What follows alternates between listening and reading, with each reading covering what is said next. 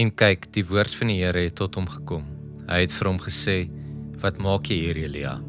Hy het geantwoord, ek het my volle ywer getoon vir die Here, die God van alle magte, want die Israeliete het die verbond verlaat, die altaar het hulle afgebreek en die profete met die swaard om die lewe gebring. Ek alleen het oorgebly en hulle soek my lewe om dit te neem. Maar hy sê, gaan uit en staan op die berg voor die Here. Kyk, die Here sal weldra verbygaan. Daar was 'n geweldige sterk wind wat die berge geskeur het, wat die rotse verbrysel het voor die Here. In die wind was die Here nie. Na die wind was daar 'n aardbewing. In die aardbewing was die Here nie. Na die aardbewing was daar vuur. In die vuur was die Here nie. Na die vuur was daar 'n sagte gesuis. Toe Elia dit hoor, het hy dadelik sy gesig met sy mantel bedek. Hy het uitgegaan en by die ingang van die grot gaan staan. Met eens was daar 'n stem wat vir hom vra, wat maak jy hier, Elia? Toewyding begin nie by wat ons vir God doen nie, maar by wat ons van God ontvang. Goeiedag en welkom by die week van toewyding. Ons kyk in hierdie week na elemente van toewyding. En vandag kyk ons na skrif, die element van skriflesing en hoe ons deur skriflesing ook ons toewyding kan uitleef in ons geloof. Toewyding begin nie by wat ons vir God doen nie, maar by wat ons van God ontvang. Ons begin vandag met toewyding as luister. En hier maak ons die radikale verskil tussen toewyding, hoe toewyding in die wêreld werk en hoe toewyding in geloof werk. Gewoonlik in die wêreld, wanneer jy begin al eintlik op skool, nê, word ons geleer dat die hoeveelheid tyd en energie en moeite wat jy aan 'n saak toewy, sal dan vir jou resultate gee. Wat jy insit is wat jy uitkry, wat jy saai, sal jy maai. Ons ken al hierdie beelde in ons taal. So ons word geleer in die wêreld dat jy met jou toewyding, jy met jou ywer, jou inset en jou energie moet jy bewys en dan sal dit raak gesien word en dan sal jy beloon word, maar jy moet van jou kant afkom en die eerste stap neem. Dit werk nie so in ons geloof nie. Ons toewyding kom van dit wat ons van God af ontvang, op grond van geloof en genade en nie op grond van verdienste nie. En ons sien reg deur die Bybel hoe God in geloof altyd die eerste inisiatief neem. Dink byvoorbeeld aan Abraham. Dit is nie dat Abraham verskriklike goeie vreeslike toegewyde gelowige mens was en God het sy toewyding raak gesien en alles wat hy doen en toe aan hom verskyn en met hom 'n verbond gesluit nie. Nee, God het die eerste inisiatief geneem. Ons sien dit ons sien dit ook in Jesus, nê, hoe God die inisiatief neem, die eerste tree gee en in sy toewyding en sy liefde ook hoe God dan gestalte vind in Jesus en hoe hy die eerste stap in daai opsig neem. As ons kyk na Elia, die gedeelte wat ons nou gelees het, wat kom uit 1 Konings 19, en ek wil eintlik uitnooi gaan kyk na 1 Konings 18 en na 1 Konings 19 om baie mooi te verstaan wat hier gebeur. Ons kom hier in die einde van 1 Konings 19 waar Elia eintlik vlug vir sy lewe. Nou, hy vlug en hy is sielsongelukkig.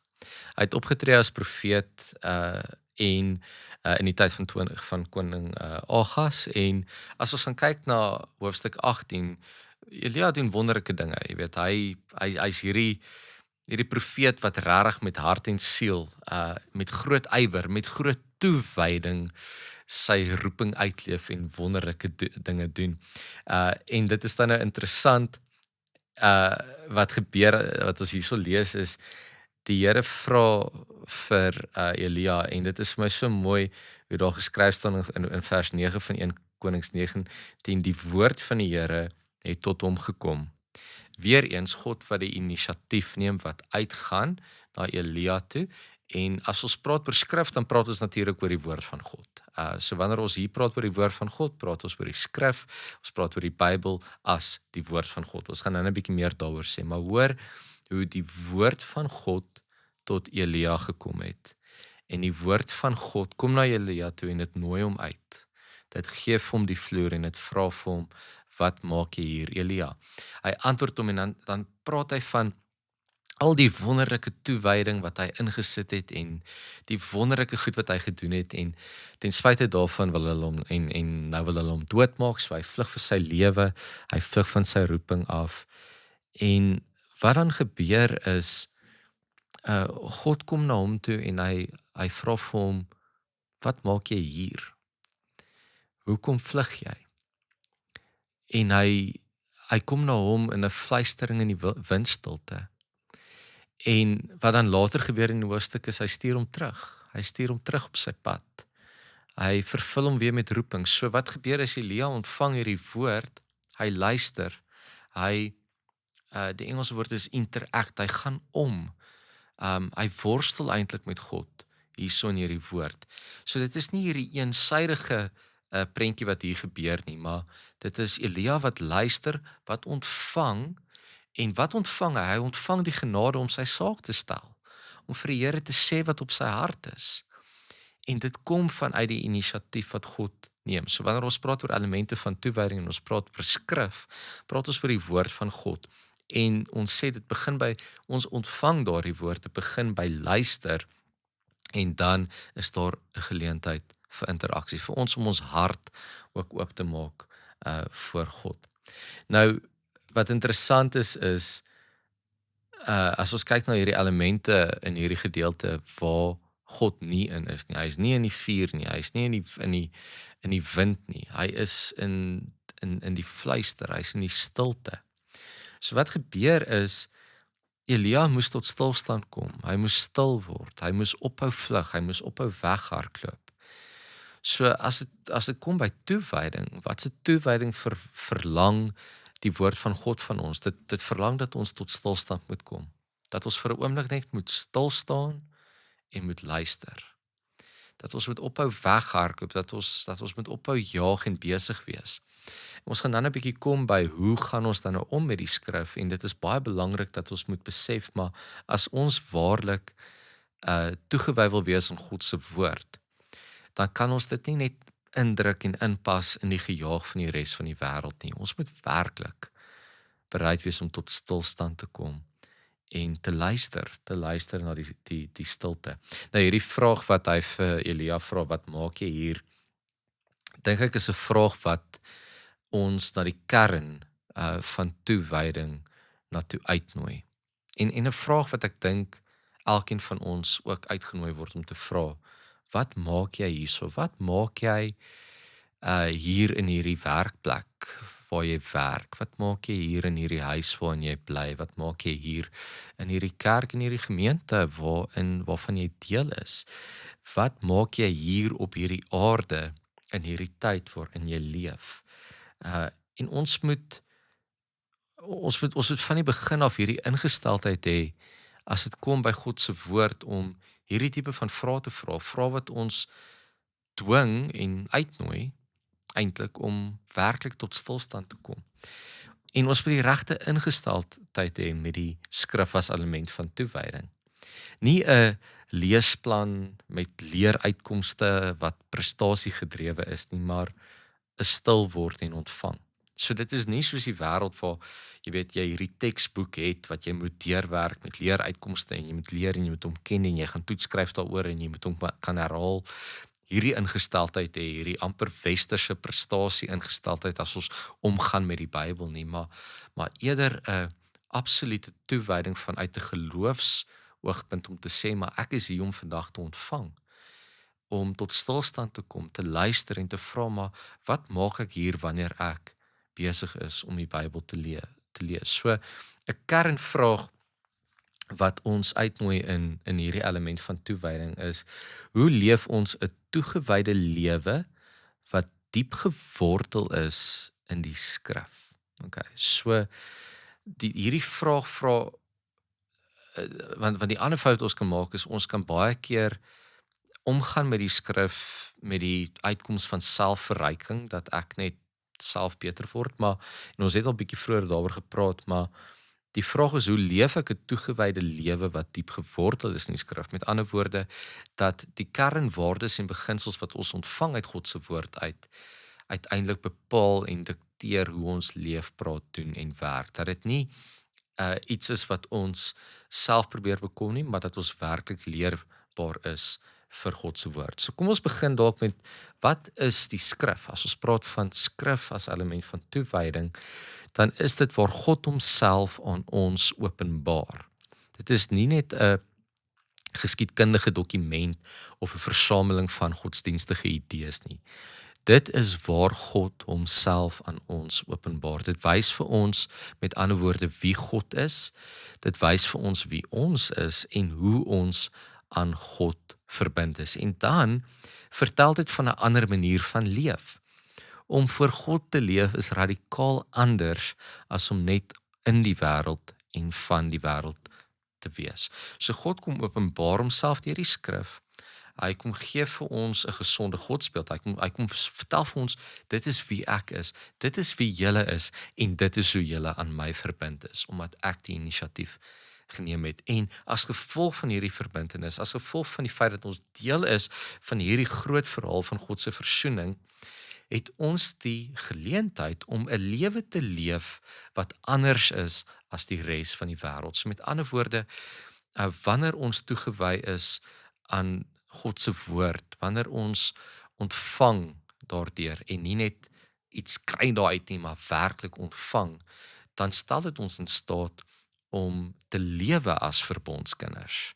Met ander woorde, dit dan uiteindelik uit te kom by die antwoord op hierdie vraag, hoe ons 'n lewe leef wat toegewy is en gewortel is in die skrif.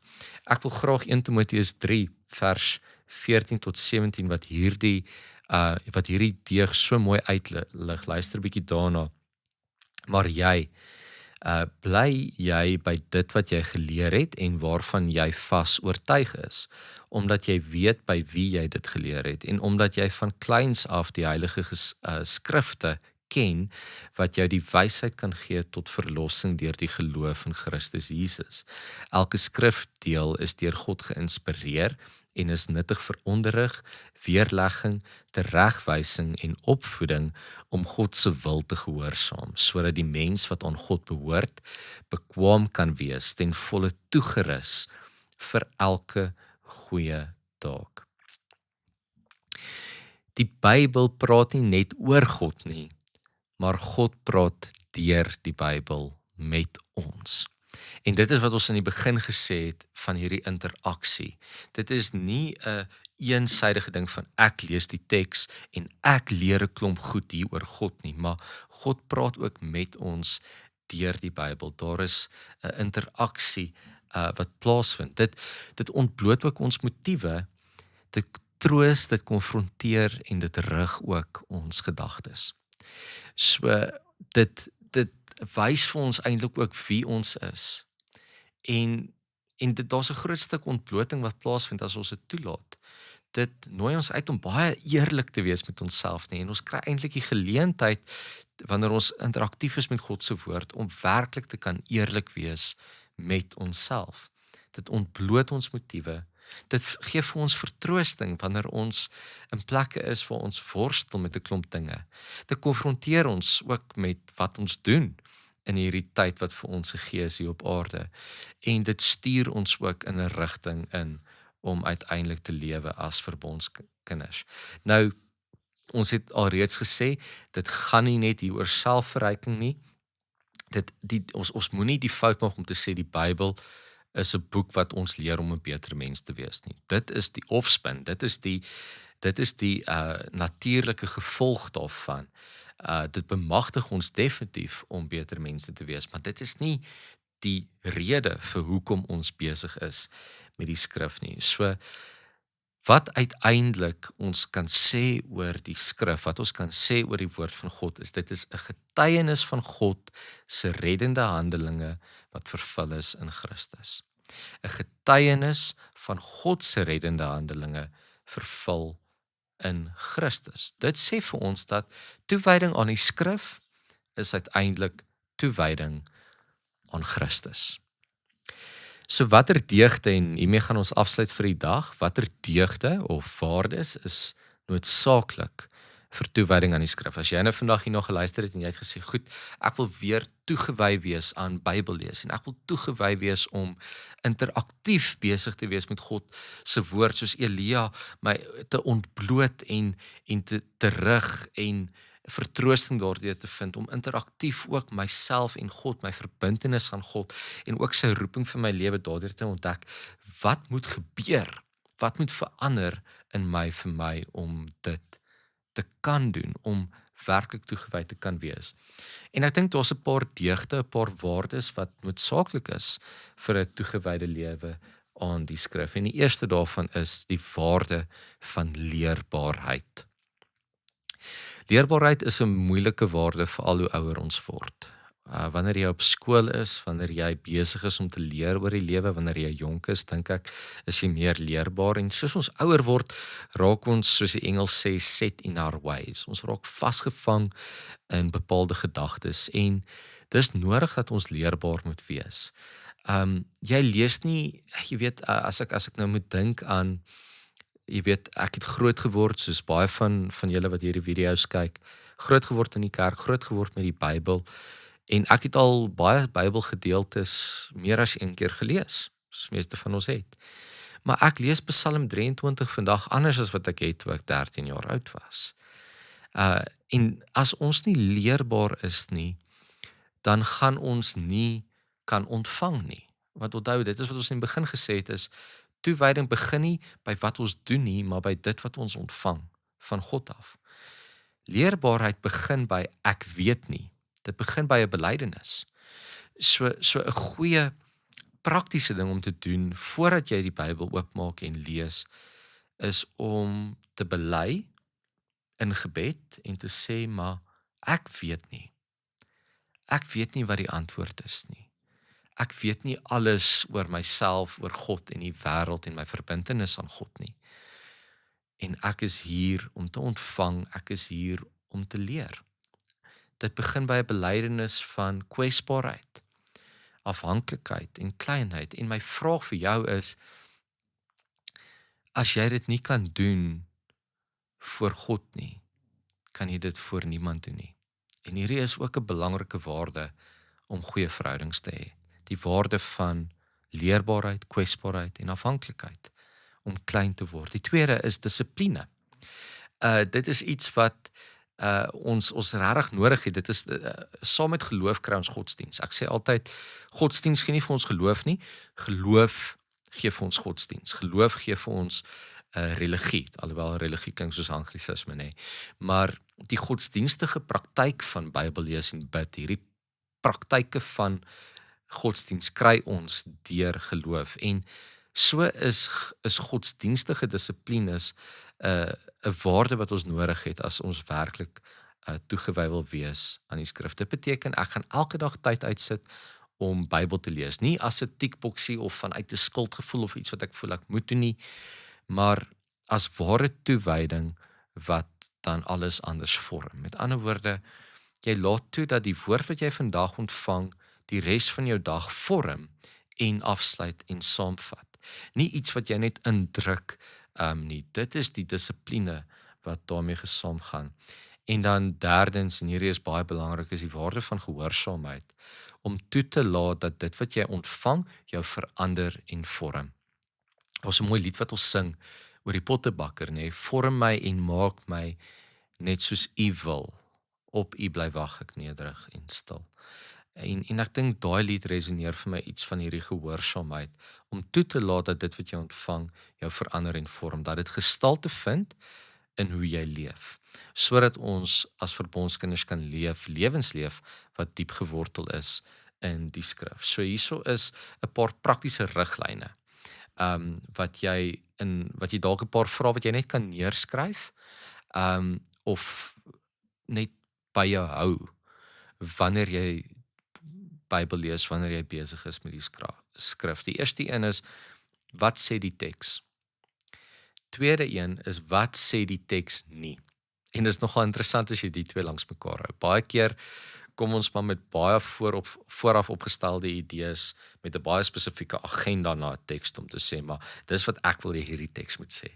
Daar's baie goed wat die teks nie sê nie, wat ons dink dit sê, wat ons wil hê dit moet sê, en om bewus te wees van ons vooraf opgestelde idees. Dan, wat sê dit oor God en wat sê dit oor my? En dan, waartoe roep God my in hierdie teks? Waartoe roep God my in hierdie verhaal? So kan ons byvoorbeeld weer teruggaan na die gedeelte wat ons mee oopgemaak het in 1 Konings 19. Wat dit sê oor God is God gee tweede kansse. Dit sê God is genadig en hy gee vir ons die ruimte om onsself te kan ontbloot voor hom, dat ons veilig kan voel voor God. Wat sê dit oor my? Dit sê dat ek kwesbaar is. Dit sê dat ek hardkoppig is, dat ek dalk probeer om ook God te beïndruk met my dade, terwyl ek eintlik net moet stil word en ontvang. Waartoe roep God my? Nou dis interessant as jy bietjie later gaan lees, dan stuur God vir Elia terug na waar hy vandaan kom, met 'n baie spesifieke roeping. So, in elke teks roep God ons om iets te doen, en dit bring ons dan nou by 'n paar roepingsvrae. Eerstens, wat moet ek anders doen? Wat nooi hierdie teks my uit om anders te doen? Wat moet ek los en wat moet ek begin? So wat is dit wat ek ten volle moet van laat gaan en wat is dit wat ek moet begin doen? En ek dink as ons hierdie vraag vra, hierdie roepingsvraag, dan sal ons in staat wees om toegerus te word met God se woord, om 'n roepingsvaardige lewenswandel te hê. Ek gaan afsluit met 'n seën wat ons ook kry. Ek het nou, vergeef my hierso, ek het die teks hierso, die vers 14 tot 16. Ek sal insit uit watter gedeelte uit hierdie kom. Maar daar waar jy is, as jy kan, maak jou oë toe. Andersins luister net en ontvang hierdie seën uit God se woord uit. Maar beklee julle bo en behalwe al hierdie dinge met die liefde, wat die band is wat alles volmaak saambind. Verder, laat die vrede van Christus in julle harte regeer. As lede van een liggaam is julle juis daartoe geroep en wees dankbaar. En laat die woord van Christus in sy volle rykdom in julle woon. Laat die woord van Christus in sy volle rykdom in julle woon. Amen.